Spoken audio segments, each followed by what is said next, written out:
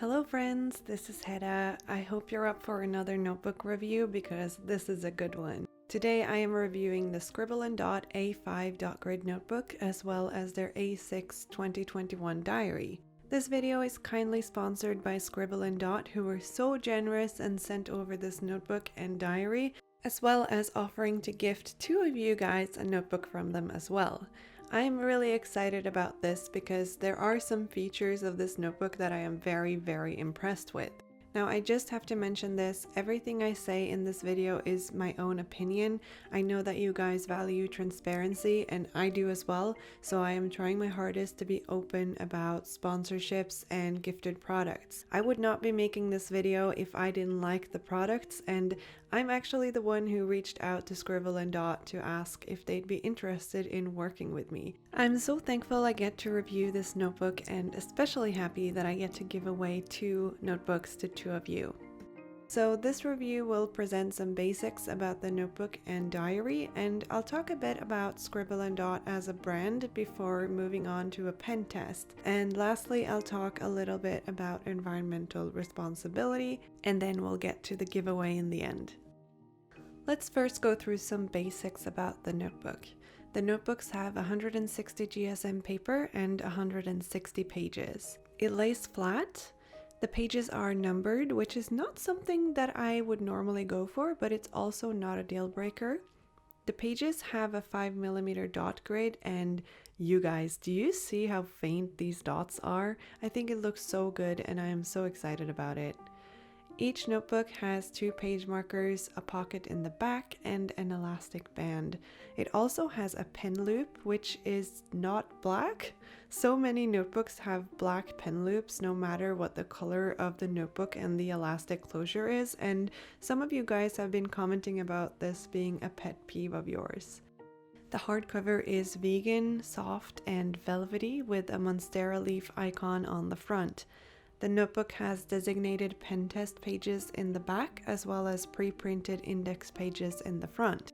These notebooks are quite affordable at around £15, and they are available on Amazon for those of you who do your shopping there.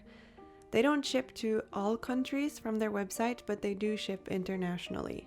And now some basics on the A6 diary, which is so cute. This is their 2021 diary, and it has both weekly, monthly, and yearly pages. It has all kinds of spreads that you might want to use, like habit trackers, goals, and budget planning, and you don't have to set any of them up yourself. The paper is cream colored and 140 GSM, which should be thick enough to withstand most water-based pens and markers. A problem with smaller notebooks like this can be that they don't lay flat, but this one does. It has 2 page markers, an elastic closure, and a pen loop. It has all the features of the notebook while having pre-made pages and being small and cute.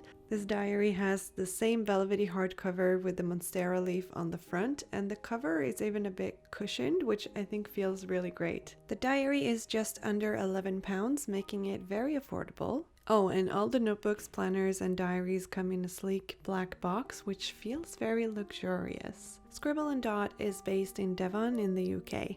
Ben from Scribble Dot says that the company aims to offer affordable quality products for stationery lovers. They not only sell notebooks and planners, but also watercolor paper, stickers, pens, and calendars. They're fairly new to the stationery community, which makes it even more fun for me to be able to test their products and show them to you.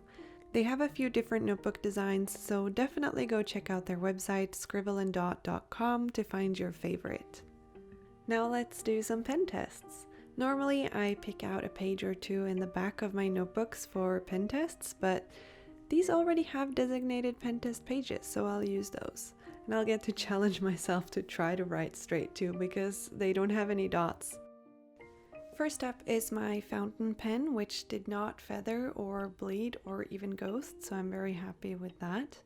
While I thought I should use green markers for this pen test, I found that pink is the only color which I have all my pens and markers in, so it just had to be pink. My Zebra Mileliner and Iconic two-way pens looked great on this paper too. For brush pens, I tested my Tombow Fudenosuke Kopika Senfude Tombow Dual Brush Pen, Koi coloring brush pen, and Crayola Super Tips. And these all glided on well without any ghosting or feathering, and they look really nice on the paper.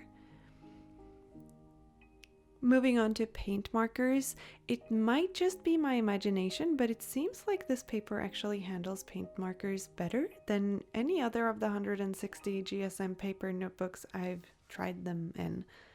I'm testing Posca paint markers and Archer & Olive acrylograph pens. My other pens section is a mix of archival ink fineliners, gel pens, ballpoint pens, and metallic pens, and I had no issues with any of these. As usual, I advise you to not use alcohol-based markers in your journal, but just for fun, let me just prove once again that they bleed through anything. I have misplaced my Sharpie, so I'm only testing my Copic and Deleter markers today.